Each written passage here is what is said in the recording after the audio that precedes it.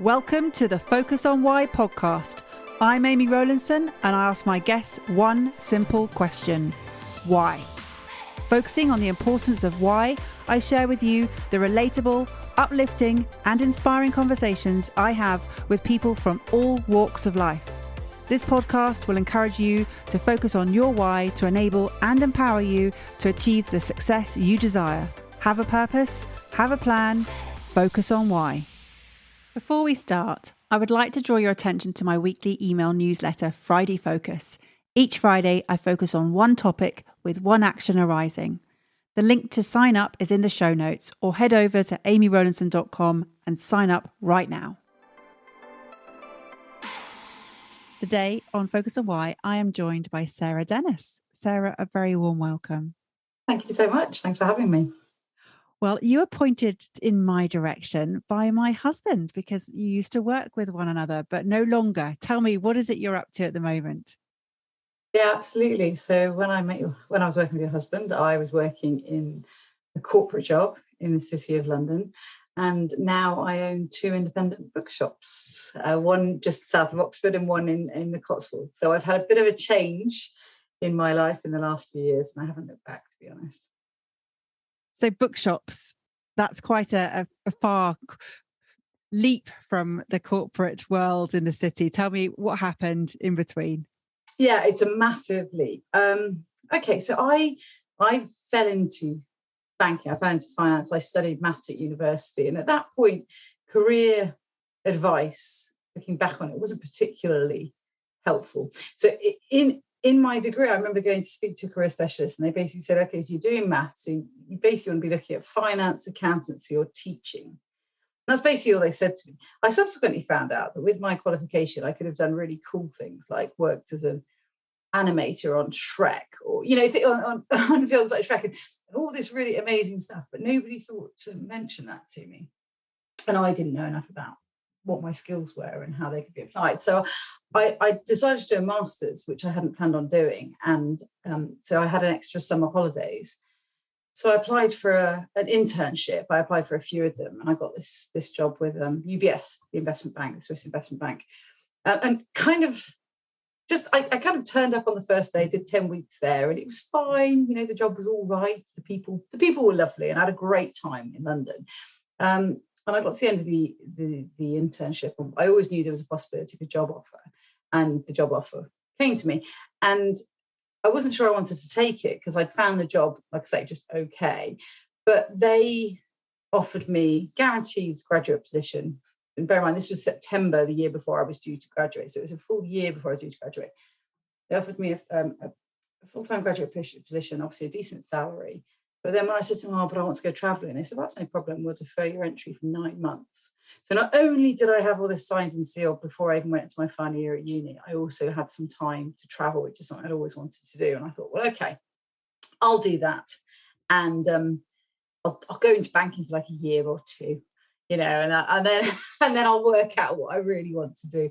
But as is often the case with an awful lot of people and an awful lot of jobs, and I think finance and banking are particularly good at this, is there's always a big carrot at the end of each year, financial carrot where you're in the industry and you're always working towards the end of year process and a bonus, and so there's always that kind of thing. It's like, well, if I just stay one more year, if I just do one more year, then then I'll think about what I want to do. And my career went really well, actually. I was with the same bank for about 12, 13 years, and I progressed really quickly. I was I was working in banking when the financial crisis hit, and my bank was really badly affected. And I ended up being part of a very small team that redesigned an entire set of stress testing methodology that was applied across the whole investment bank. There was only 6 of us that worked on it. So it was really high profile and it was, very stressful. And it was working with some really interesting, intelligent people. But it was really hard. And it was also internally, we were trying to shift the culture, which people just weren't interested in us doing, but we had to do it because things had not been working the way they should have been. I actually was planning on leaving quite a few years before I did. But then my boss sat me down and said, look, so I basically sat down with my boss and said, I'm feeling unfulfilled. The job job isn't what I want to do anymore. He said, okay, how would you feel if I could offer you a job in New York? And I said, okay, I'll go to New York, because I love to travel, and New York's a great city. So I got relocated to New York, which was fantastic. But within about 6 months of me moving to New York, I realized that I was basically doing the same job, but just in a different country. So I was having a great time, and meeting some wonderful people, but the job was just very unfulfilling. I moved internally again, and that got a bit better, but it was still not what I wanted to do. And then my dad got diagnosed with pancreatic cancer, and he was given, I didn't know at the time, he was given about 3 months to live. As it was, we had him for another 12 months, which is amazing. So we had this year of, creating memories. I actually took a sabbatical off work and spent 3 months with him and mum, just kind of taking him to appointments and just really hang out with him. And then 6 months later, we lost him, and that was just awful. And he was in his mid-60s, so it was far too young. He had all these plans for his retirement because he only recently retired, and it just really made me sit down and think about what I was doing, because I was like, well, wait a minute, I'm constantly saying I'm not fulfilled with my job, and I know I didn't know what else I wanted to do, but I knew I didn't want to do what I was doing. So I worked with a career coach for a while, and I realized when I was working with them that I was really institutionalized, because they at one point asked me what my dream job was, and I described the exact same job I was doing, but in an office with beanbags. So it was very clear that I couldn't get my head around doing anything very different. So I was in a fortunate position. I had some savings, so I actually quit my job, gave up my apartment because it was a rental apartment, put all my stuff into storage, and traveled for the best part of a year. And during that time, I just basically did this whole process of elimination, where I was like, what stuff do I not want to do? Because the thought of thinking of what I wanted to do was just too broad a concept. I just couldn't get my head around it. So I did this funneling technique, which I'd applied a lot in work. And I never realized, I never thought I'd be able to use it in my personal life, but it was really helpful. It was like, I don't particularly I knew I didn't want to work in finance. I didn't want to work with particular types of people. I knew I wanted to be doing something that I felt added value to society, something that I enjoyed, something that gave back to people. And I don't know how I got to it, but I suddenly got to the point where I felt like being in some kind of customer-facing role would be really good for me. And books have always been my happy place, like all the way through my childhood, when I was studying, and indeed when I was working. If I ever felt stressed, I'd always settle down with a book. And particularly when I was studying, I would go and just spend time in a bookshop. I'd just wander around a bookshop. I'd sit on the sofa and just kind of hang out there. So they've always been a really lovely place for me, but it never crossed my mind, because of my education and because the route that I'd come through, that I could do anything within that world. I just didn't think I could. So I made the decision I was going to, because I had a very random conversation with this couple somewhere in South America who were from Scotland. And I said, I really want to open a bookshop, but I just don't think it's really viable these days. And she said, oh, no, that's not true. That's not true. There's amazing bookshops just opened in our village or in our small town that's doing really well. If you find the right place, I think you could do it. So then I proceeded to then spend the rest of my travels researching bookshops. I went to bookshops all over the world. I've got these amazing photos, bookshops in Argentina, in Myanmar, in different parts of Asia. It's wonderful. And I came back and I was like, I'm just going to do it. And then I ended up, because I realized I'd spent quite a lot of money, I ended up being offered a contract at the bank that your husband worked at. So that's when we met. And I decided to go back into it. I was really worried about going back into it, because I was worried I'd get sucked back into things again. But I knew that if I wanted to do this, I wanted to do it without debt. I wanted to take calculated risk. But I'm very much the person that thinks about worst case scenario. So if I had some money in the bank and I bought a bookshop and it went horribly wrong, I'll have lost some money, but I won't have lost my house. So I wanted to have a bank of cash to work from. So I went back into the industry to help build my cash back up, and was working with your husband then. And actually I did that job for about 18 months, and I really, really enjoyed it. It was a much more junior job than I'd done before. But what happened is the management team quickly realised that I had a certain level of experience. So I didn't have to have as much of the responsibility. I was a contractor, so I didn't get involved in politics, and I was getting paid very well. So I had this lovely situation where I kind of got to do the bits I wanted to do and not get involved with the other stuff. And I think the management team there were quite shocked because it was always my plan. And in fact, my direct manager always knew that I was doing this for a short-term gain in order to help build some funds back up. And I remember going in and resigning to them, and they were fine. But then I also went and told some of my key clients, one of whom was the head of market risk, and he was like, "What are you going to do?" I said, "I'm going to go open a bookshop." And he was just like, "Are you crazy?" And I think there were quite a few people in the industry thought I was, because you're giving up quite a lot of things that make you quite materially comfortable, should I say, and it's a big risk, but I knew that I needed to scratch that itch. I knew I needed to try it, because what's that old saying? It's it's worse to regret the things you've done than the things you haven't done. So yeah, and whilst I was contracting in that job, or just before then, I'd got myself a part-time job at Waterstones. I was also working part-time in another retail store, because I suddenly realised I had this really romantic notion of running a bookshop. I'd never actually worked in retail. So I suddenly thought, goodness, have I just got this really idyllic view of what life's going to be like? But I really liked it. It really suits my personality. And I thought, you know what, I think this is going to work. And what also struck me really early on is that the book trade is full of absolutely lovely people. Everyone's very happy to help. Everyone's, there was lots of people that were willing to give me advice. There were lots of people that gave me their time without, getting anything from themselves. And it highlighted to me that it was definitely something I wanted to be involved with. So you asked me one question, and I've just given you a really long-winded answer. But that's how I ended up doing what I'm doing. Well, Sarah, I'm in shock that you had to travel across the other side of the world to be told by a lovely Scottish couple that you can do what you want to do. Absolutely crazy. And I can picture exactly where I was sat, exactly which place it was. But it was, and in fact, I now know the woman that owns the bookshop that inspired me without me knowing them. I've still not been to the bookshop, because it's a bookshop up just outside, just south of Edinburgh, I think. And I meet this woman regularly at networking events, and she's heard the story, and she's like, "You've got to come to my shop." And I will at some point, but it's really strange that I now know her. So let's just sort of piece this together, because I do feel like it's a bit of a jigsaw. That you said you fell into the finance, you didn't have particularly good advice early on, and that could have sent you on different paths had you had someone at that pivotal moment who had more to offer than the three areas of finance, accountancy, or teaching, that there were lots of other careers.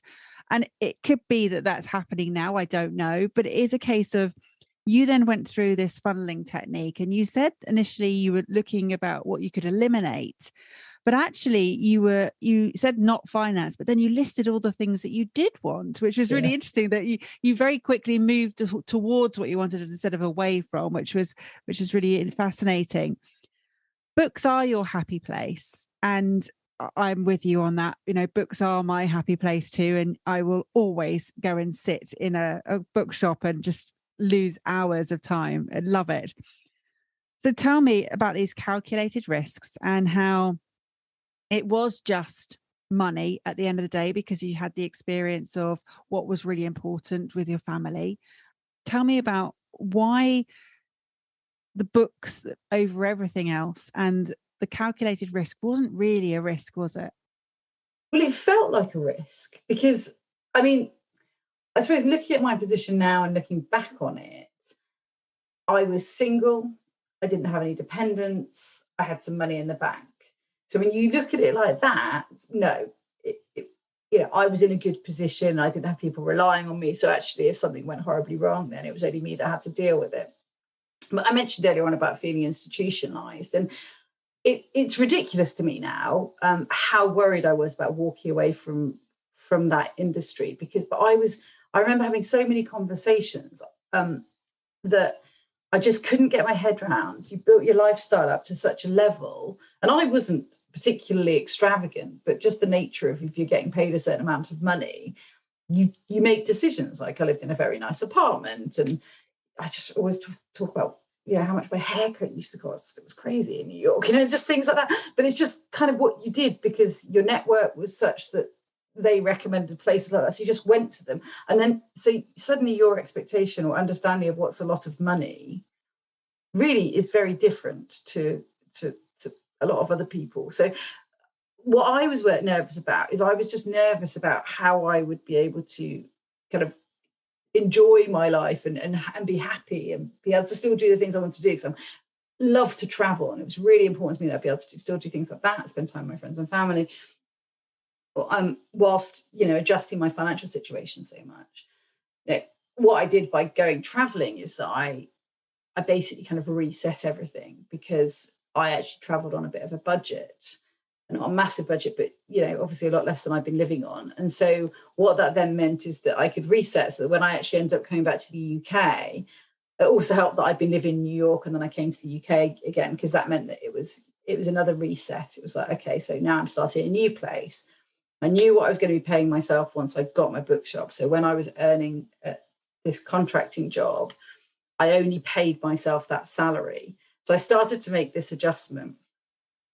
But it felt like a big thing to do. It felt like I was worried that I was going to walk away from everything I built up. What I now know, obviously, with the power of hindsight, is that a lot of the skills I built up doing that, I now apply in my existing job. You wouldn't think that a stress testing analyst would be able to have similar responsibilities or skills to a manager or an owner of a bookshop. But actually, there's an awful. I'm not just an owner of a bookshop. I run a small business. I run a couple of small businesses, and that involves an awful lot of things. It involves project management. It involves finances. It involves a whole bunch of stuff, the skills that I'd developed previously. But at the time, I just thought I was just throwing it all away. I thought I was just going to walk away from all this stuff I'd spent so long building up. So it felt like a risk. It felt like a difficult decision. But looking back on it, it was the right, it was fine. And that fulfillment piece that you said, that you sat down with your boss and you said, I'm not feeling fulfilled. And he thought, okay, well, let's take you across to New York. And then you realized it was just the same job, different four walls. And, that actually your vision was, again, the same job, if you were then thinking what you really wanted, but with beanbags, a trendy office, as opposed to a more corporate environment. So more color and stuff. But when you actually focused on those positive elements, that using your funneling technique, and you said you wanted to add value to society, you wanted to enjoy what you did, and you wanted to give back to people. Tell me about the fulfillment piece now. The thing that I love about my job now is that we sell books. Yeah. So we're a shop, but we pride ourselves in being so much more than that. We are so community focused. We have really strong relationships with a lot of our customers from all ranges, all backgrounds.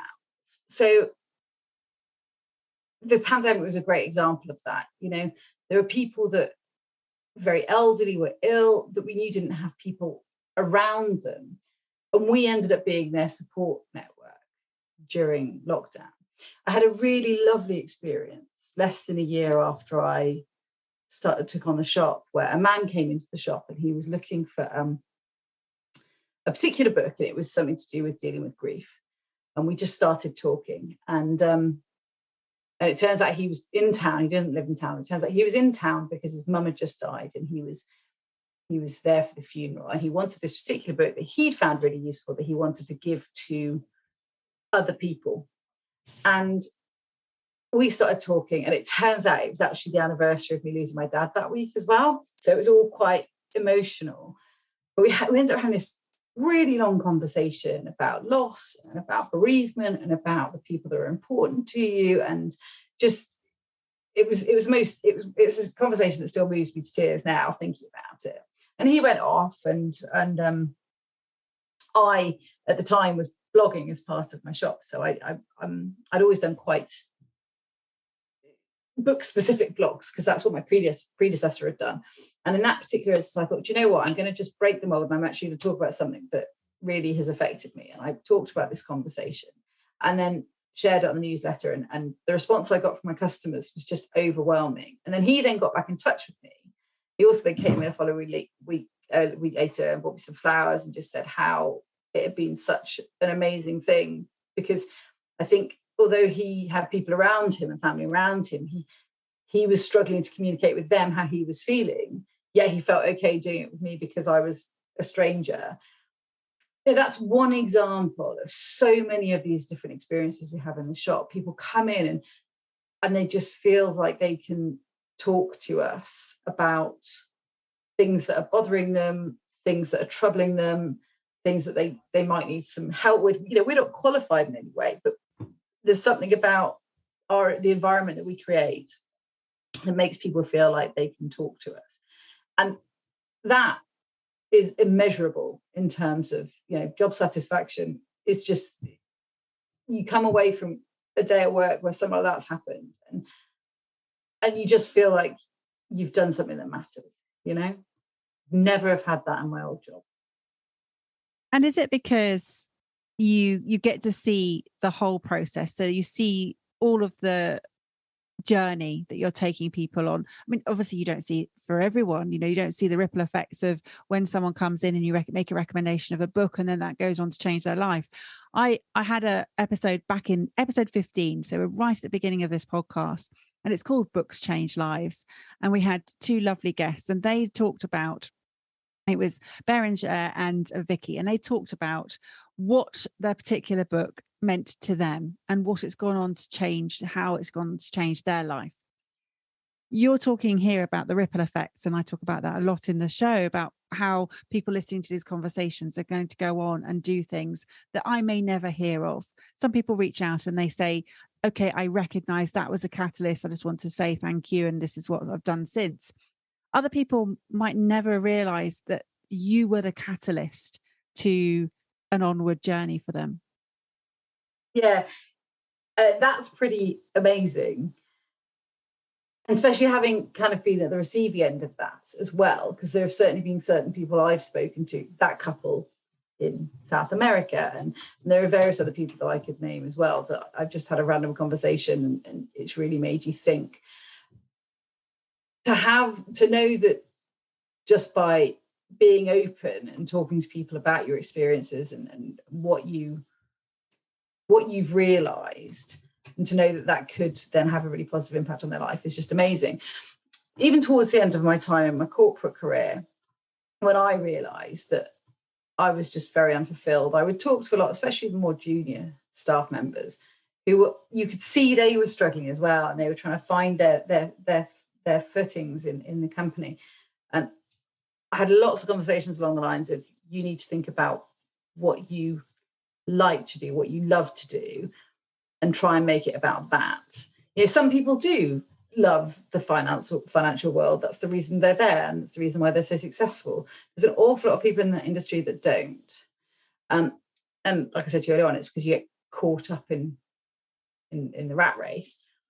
But I don't know if somebody had actually sat down with me when I was a lot younger and said that to me. I remember, I think I was very concerned about making sure I had a good quality of life and making sure I could be independent. But if someone had said to me, do you know what, if you actually work hard at what you do, you will make that life yourself, and you will be able to do what you want to do, add value to society, but also then still be able to, support yourself. It would have been very interesting to have seen whether this change could have come in a lot earlier.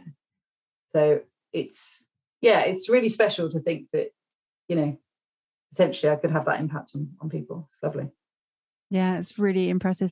And you said earlier that you would regret it if you didn't do it. You also can't regret things that you don't know and what they would have done to take you on a different journey. You can't go there either, because you just don't know. It is what it is, and moving forward.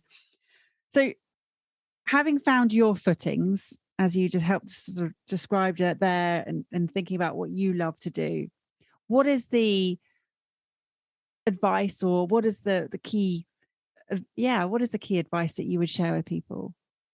The big thing is really just to try and clear your mind of any expectations about, especially people that are trying to shift in their careers from one thing to another. Try and clear your mind of expectations of what you think people think you should do, and really just break it down to basics. Where do you like to be? What do you like to do in your spare time? Who do you like to be with? What makes you happy? What experiences have you had that have you've remembered?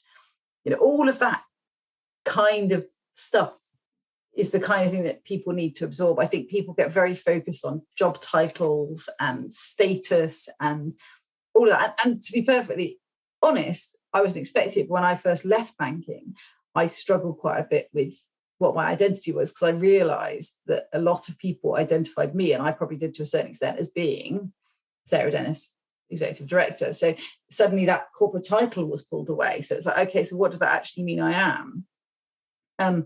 Indeed, I'm actually going through another change now, even with my existing business. I was just saying before we started recording, just today, I've just made the announcement that one of my team is taking on management responsibilities in my shop, which means that my role is changing again. I'm going to be focusing more on strategy and business development, which is really exciting. But when you have these changes, there's always a little bit of, it's that little bit of discomfort, a little bit of, okay, so what does that mean? Where am I going to be? What am I going to be doing? And will what I do matter? But it always will. You've just got to kind of find your route. So I think the best advice I can give to anyone is to also give yourself time. Don't try and make these kind of decisions quickly. They don't come quickly. And I think also listening to what your thoughts say when you're out for a run, or I was finding the shower randomly, just when you're not thinking about the stuff for day to day, these little ideas pop up. Or a lot of people say when they're asleep and then they wake up, always have a way to write something down when you wake up, because I think that you'll often get inspiration where you least expect it, and need to kind of listen to that or pay attention to that when it happens. I love it. And essentially, you've just reminded me of another episode where I recorded with Hector Garcia, one of the authors of Ikigai. And that's what we're talking about here. The combination of molding your passion with your profession, with your mission, with your vocation.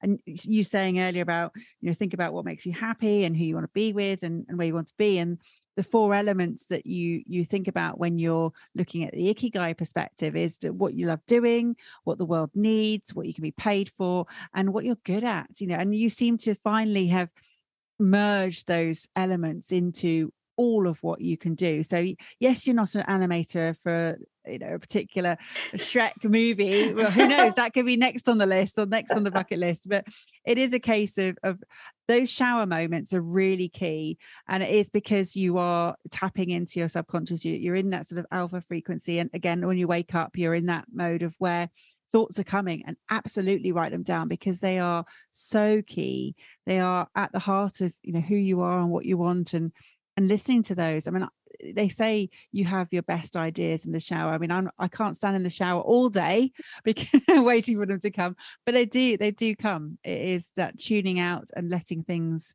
really just focus for you. And I also think that listening to people that matter to you, listening to those around you and bouncing ideas off other people, I think that's always really good. I remember my sister saying to me when I came back, I took a break from my traveling halfway through, came home because she'd had her first baby, so it was my first nephew, and I was hanging out with her and getting to know him. And I said to her, when I come back, I think I'm going to open a bookshop. I said, but before then, I think I might be do 2 years worth of charity work, because, then that's kind of a nice crossover between corporate and I'm using the same skills. And she just said to me, why do you want to do that 2 years? If you want to go down the book trade, why are you going to do those 2 years? And what became clear from that conversation is I was just really scared about taking the leap. And so she was just like, well, you might as well do it. Just do it now. Don't put it off. And I think we've all got that mindset, especially after what happened with Dad. And that conversation really stuck with me as well. It's funny because I was with her for a whole week at that point, and we had lots and lots of conversations about lots of things. But I remember exactly where we were sat, at exactly what point she said that to me, and it really stuck. Seems that you've seen again another random conversation. They keep coming up, but you do have the purpose. Well, you have the clear purpose. You had the plan. You knew exactly what you needed to do, and you had the focus. Has focus ever been an issue for you? No, not really. It's something, if I put my mind to something, I tend to do it. I remember having a conversation. I had a one-off meeting with that career coach I mentioned. When I came back from traveling, I had one session in the bank, and I contacted her just when I'd been offered this job, this contracting job, because I was really worried, as I mentioned earlier, about being sucked back into things. And I spoke to her, and she was like, "Oh, what is it that you actually want?" And I said, "Well, I need some more money, so I need a job like this, but I really want it to be part-time." I said, "But they just don't exist. That jobs like that don't exist." Obviously, the whole landscape's changed since then. But at that point, finding a contracting job on a part-time basis was practically unheard of. And so I was getting worried about how I was going to make that happen.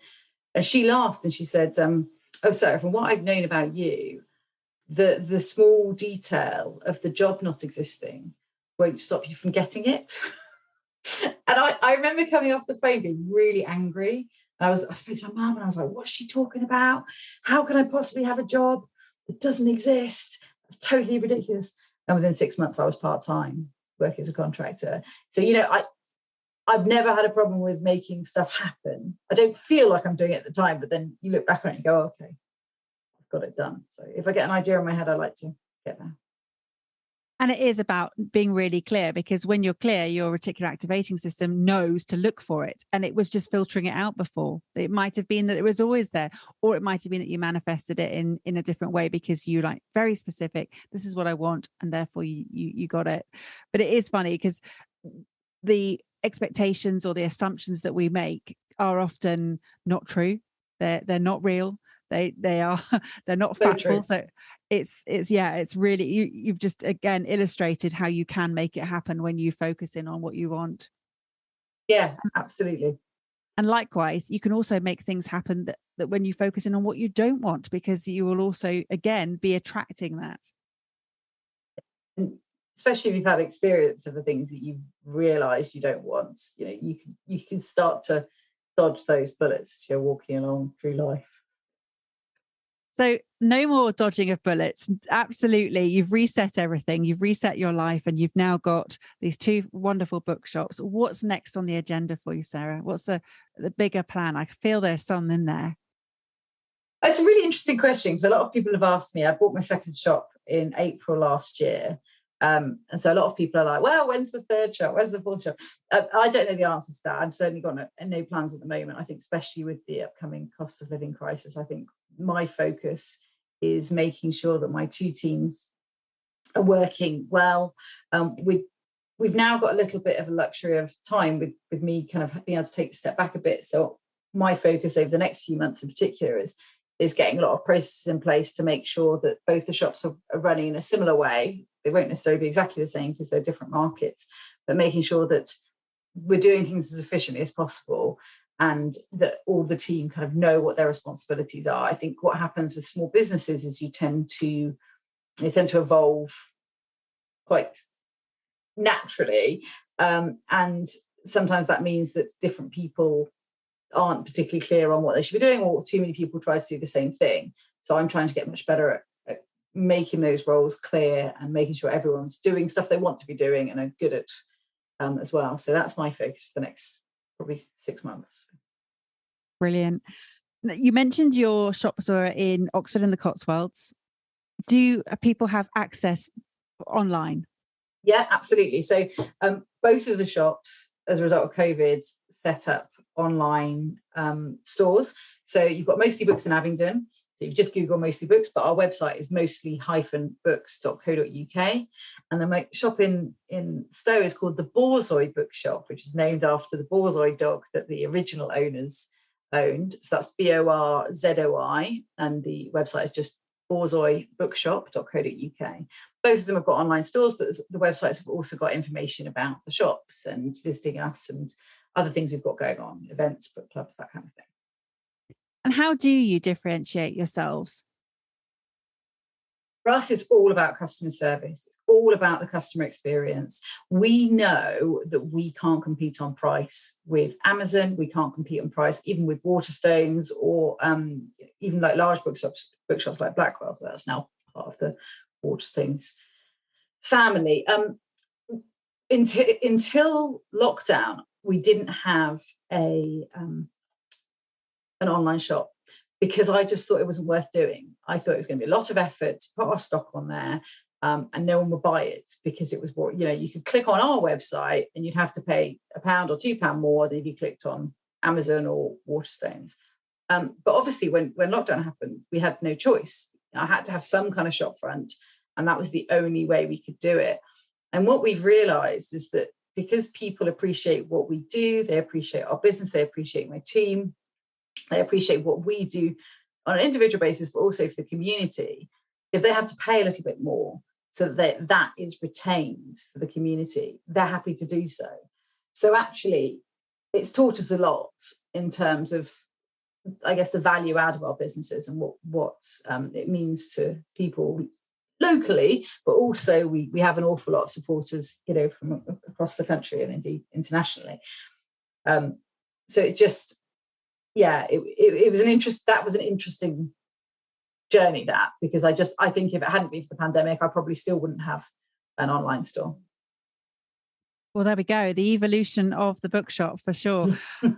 Sarah, it has been such a pleasure. How could people get in touch with anything else on social media? You mentioned the two websites there, but is there a way they can follow you elsewhere? Yeah. Both the shops are on social media platforms. So Twitter, for Borzoi Bookshop, all of the handles are the same. So we're on Twitter, Instagram, and Facebook. It's all Borzoi Bookshop.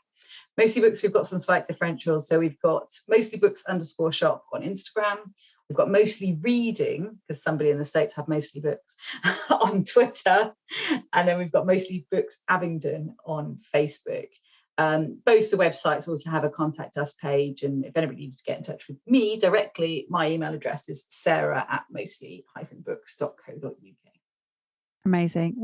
Well done for escaping the institution, the rat race, and for believing in your own dreams, because you certainly have made them happen. And it's been an absolute delight hearing how you made it happen today.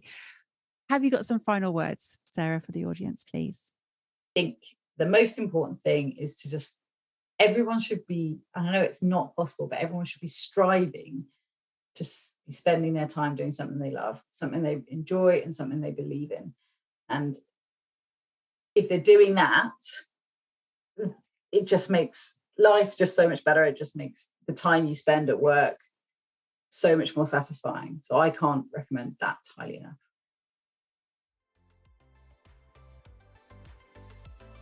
How has this conversation had an impact on you? What value have you received from tuning in? What are your reflections with actions? Please take a moment to leave me an Apple Podcast or Spotify review sharing how Focus on Why has made a difference to you today. Remember, the conversation doesn't end here. To keep it going, simply connect with me on LinkedIn, Instagram, Facebook or Twitter, or join the Focus on Why Facebook group. All the links are in the show notes. Have a purpose, have a plan, focus on why.